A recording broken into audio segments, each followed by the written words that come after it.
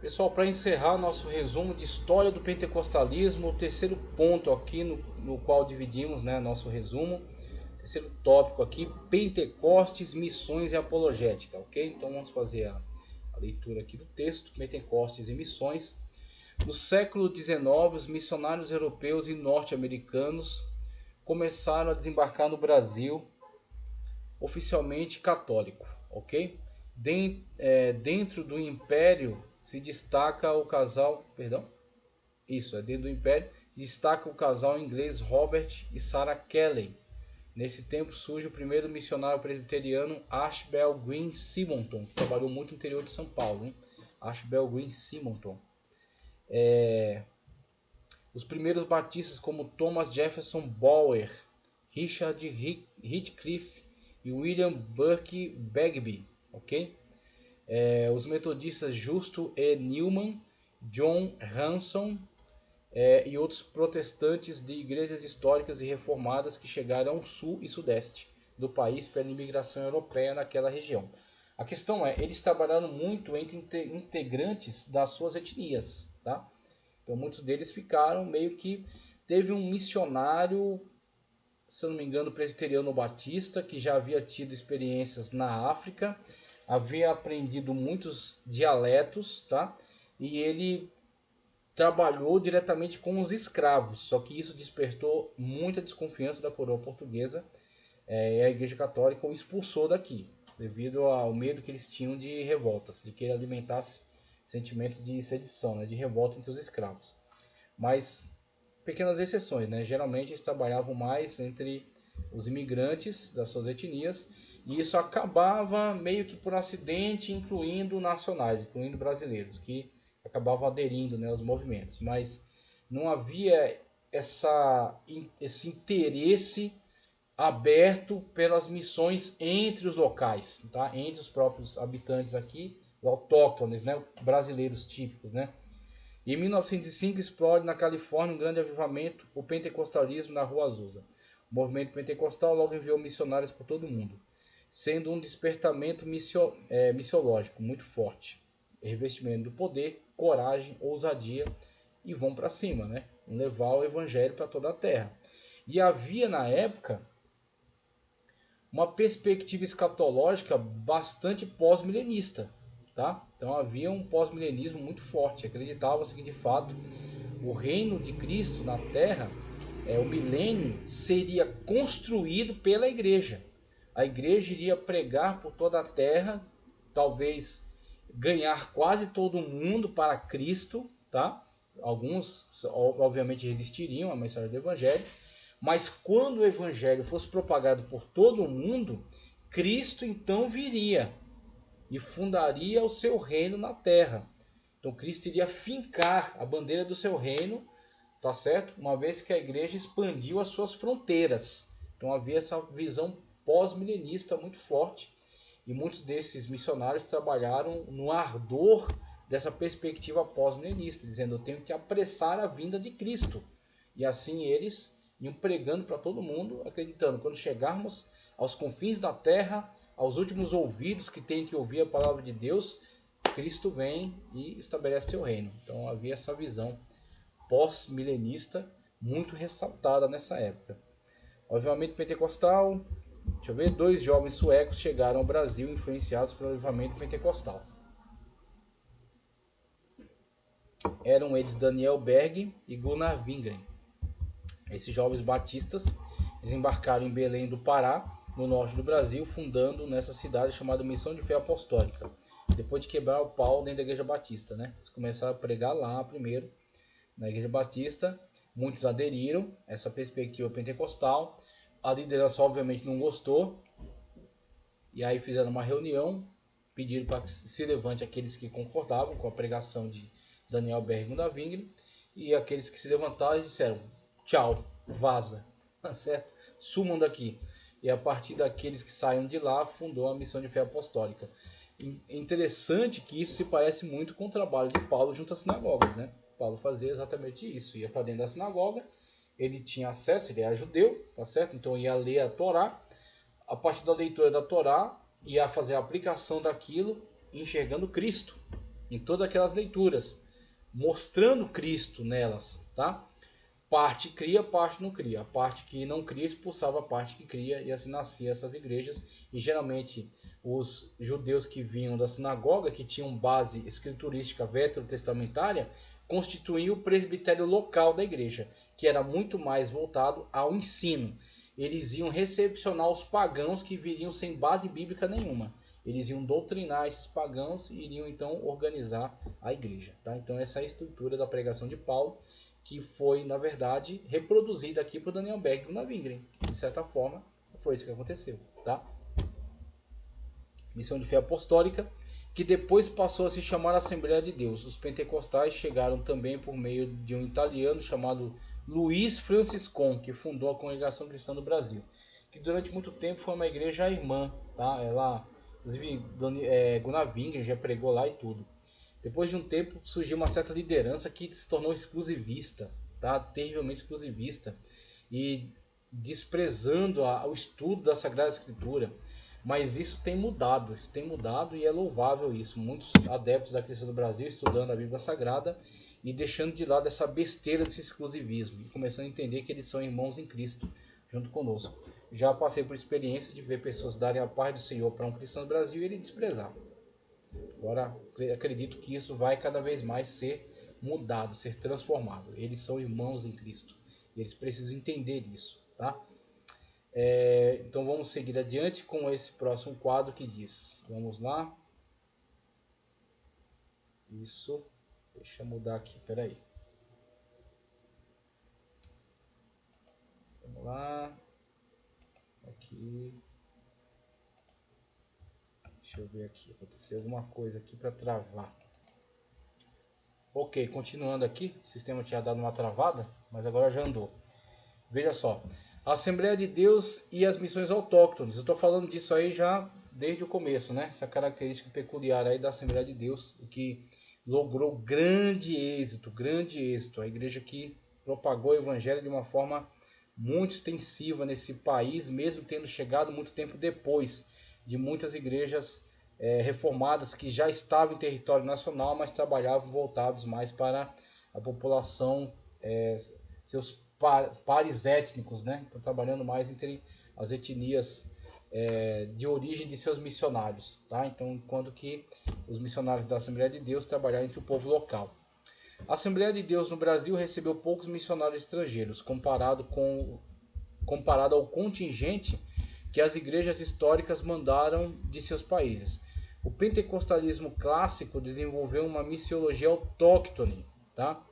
Ou seja, os pentecostais abraçaram uma evangelização dentro da cultura brasileira, os próprios brasileiros natos, tá? População autóctone. E com brasileiros, dentro da cultura brasileira e com brasileiros. Autóctone, como lembra o dicionário, é aquele que é oriundo da terra onde se encontra, sem resultar de imigração ou importação. A Assembleia de Deus produziu em poucos anos os obreiros nacionais, e os missionários suecos ensinaram os crentes brasileiros a se envolver na evangelização. Isso foi fundamental, porque uma pessoa que aceitava a Cristo, a partir da pregação dos missionários suecos, Daniel Berg e Gunnar Wingren, eles começaram a também evangelizar, e a evangelizar dentro da sua própria língua, dentro dos seus aspectos culturais típicos, tá? Muitos desses retornavam à sua cidade natal para evangelizar lá, ok? Então você tinha uma comunicação a partir de uma pessoa que está dentro do seu contexto. A sua aparência física, a sua fala, os seus trejeitos, a sua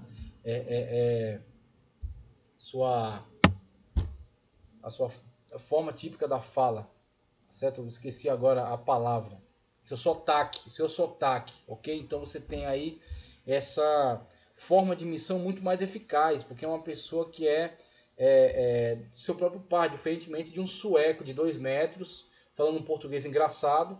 Então, claro que o Espírito Santo de Deus os usou poderosamente e eles obtiveram êxito. Mas essa estratégia foi extraordinária, porque pega os próprios habitantes locais para desenvolver o trabalho missionário. Então, com isso, inclusive, o que é abordado pelo material que eu acrescentei aqui. Está agregado aqui, depois do slide 29. Tá? Você tem um material aí que demonstra para você todo esse desenvolvimento extraordinário da Assembleia de Deus dentro dessa perspectiva da missão autóctone, dos obreiros locais, que partem para sua terra natal e ali dinamizam a evangelização. E ali se torna um importante movimento que envia missionários para outras regiões do país. E assim a igreja se espalhou de uma forma extraordinária. O batismo no Espírito Santo e as missões, o fator do crescimento pentecostal no Brasil esteve na ênfase no revestimento de poder para comissionamento missionário. Essa ênfase é bíblica, mas recebereis a virtude do Espírito Santo que há de vir sobre vós, e ser-me-eis testemunhas tanto em Jerusalém como em toda a Judéia e Samaria até os confins da terra. Não é nada novo comparado à Sagrada Escritura. É novo comparado às práticas que as igrejas haviam adotado. As igrejas haviam congelado, haviam estagnado. Muitas delas, né? Estavam estagnadas. E o que o Espírito Santo de Deus faz? O Espírito Santo de Deus traz isso de volta, que é o movimento da origem, tá? Permanecer em Jerusalém até que sejais revestidos de poder. E aí você vai ser testemunha tanto de Jerusalém como Judéia, Samaria e confins da terra. Mas somente depois do revestimento de poder. Para que você tenha poder de Deus, tenha ousadia no Espírito Santo, tá certo? Para que o Espírito Santo de Deus venha te capacitar para esse grande desafio. Assim aconteceu com o movimento pentecostal. Uma vez tendo sido capacitados, revestidos de poder do Espírito Santo, partiram para encarar essa grande tarefa, esse grande desafio. Esses dois últimos slides, eles têm um viés mais apologético. Veja, a ajuda do Espírito Santo na obra missionária. No livro Verdades Pentecostais, do pastor Antônio Gilberto, descreve a essência do Espírito Santo na obra missionária. O Espírito Santo escolhe, envia, capacita, direciona os evangelizadores. No livro de Atos dos Apóstolos, se observa o Espírito Santo agindo em meio à igreja. O Deus bíblico não é conforme apregou o deísmo, um Deus distante, um Deus indiferente, mas é um Deus que intervém em todo instante pela providência e pelo poder ativo do Espírito Santo. A igreja que dá espaço para a atuação do Espírito Santo será um celeiro do evangelismo, com eficácia na ação, na direção divina. O evangelismo e a obra missionária são um fruto natural de uma vida e testemunho para Jesus Cristo de uma igreja cheia do Espírito Santo. A pneumatologia, o aspecto pneumatológico da teologia pentecostal. Então, o pentecostalismo enfatiza isso. Por quê? Porque, de fato, isso é o que dinamiza toda essa ação. Ok? Então, essa ênfase do Espírito Santo, essa dinamização, ok, do evangelismo local, das missões transculturais, que só foram possibilitadas por causa desse revestimento de poder, para que as pessoas possam superar suas próprias dificuldades e as dificuldades que estão no entorno e possam pregar com ousadia e com poder. Então, quando você observa uma pessoa que vem apenas com base racional, com uma linguagem acadêmica, tá certo? Com um encadeamento de ideias, mesmo que todos corretos, mas também frios, sem um mover do espírito, você vê a fraqueza desse discurso em relação a um que talvez seja mais simples, seja desprovido de certas linguagens técnicas, mas esteja completamente imbuído da ação do Espírito Santo, que prega com ênfase, que prega com coragem, que prega com autoridade vinda do alto, não autoritarismo pessoal, mas autoridade vinda do Espírito Santo de Deus, que comunica diretamente aos corações a mensagem que eles precisam ouvir, tá certo? Aquilo que eles precisam ouvir e que vai impulsioná-los a abrir o coração para receber a salvação da pessoa bendita de Cristo Jesus. A direção do Espírito. A direção do Espírito faz toda a diferença. Faz toda a diferença. Por isso que as missões no âmbito pentecostal obtiveram um grande êxito. Não é porque desenvolveram a metodologia infalível. Em muitos casos nem tinham uma metodologia tão aprimorada, mas porque eles tinham o Espírito de Deus nas suas vidas, estavam sendo impulsionados pelo Espírito Santo de Deus, mesmo nas suas dificuldades, mesmo nas suas fraquezas, mesmo na sua incapacidade, mesmo nas suas limitações, eles conseguiam superar por causa do mover e do agir do Espírito que estava neles, ok? E que está neles e que permanecerá com a igreja até o fim, ok? Então temos aí o Espírito Santo de Deus como algo fundamental.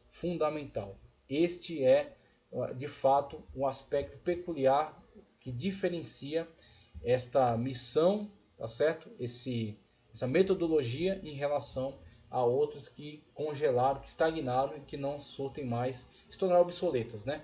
Então, infelizmente, você vê muitas igrejas na Europa que eram berço de missões, que eram berço do cristianismo e que morreram, que estagnaram e morreram, devido exatamente a isso, a perda do dinamismo do Espírito Santo, a perda da ação do Espírito Santo, a desvalorização do Espírito Santo. Uma vez que desvalorizaram, ignoraram, marginalizaram o Espírito Santo, eles morreram, porque é o Espírito Santo de Deus que dinamiza tudo isso. O Espírito Santo de Deus que é a vida de Deus em nós. As seitas e o desafio missionário. É aí um conteúdo de Claudio Honor, né? A igreja odierna, a igreja de hoje, precisa investir em missiologia e em apologética. A missiologia até que já tem sido bastante enfatizada, mas a apologética é o patinho feio da teologia. As pessoas não gostam de apologética, porque a apologética mexe na ferida.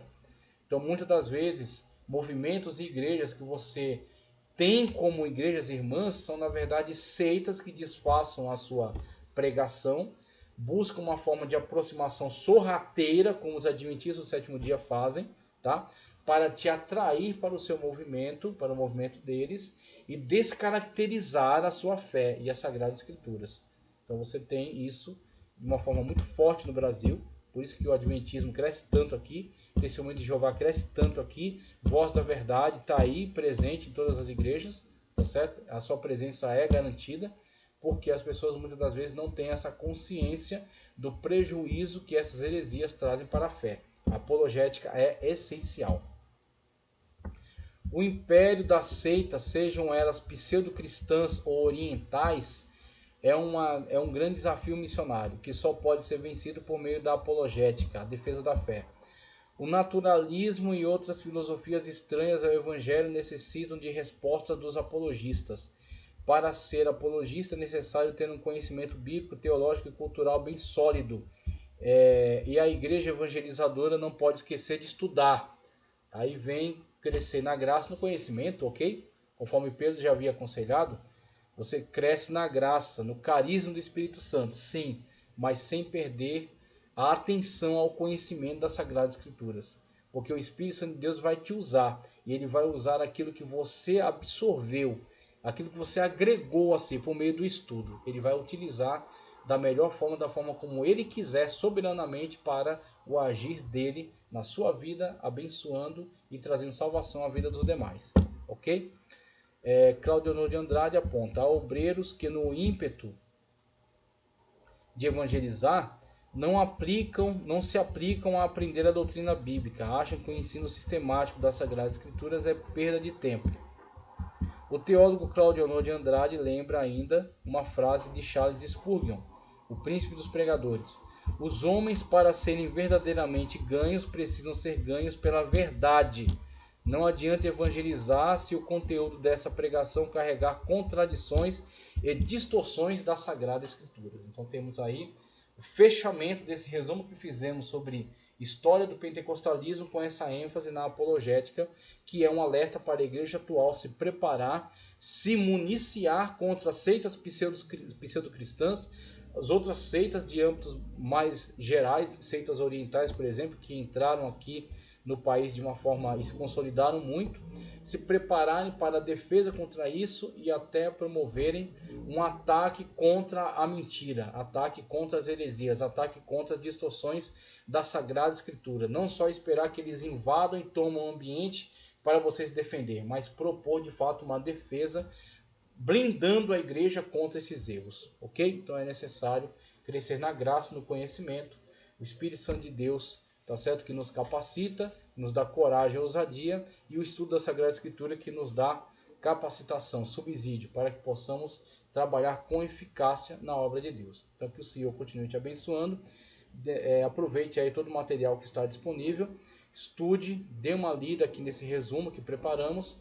Breve estaremos postando aí a estrutura, né, da prova, para você dar uma olhada e ficar mais seguro, e se Deus quiser, vamos nos encontrar, falar resumidamente sobre o material e partir para a avaliação. Agradeço aí essa oportunidade, a sua atenção, que Deus continue te abençoando poderosamente, em nome do Senhor Jesus Cristo.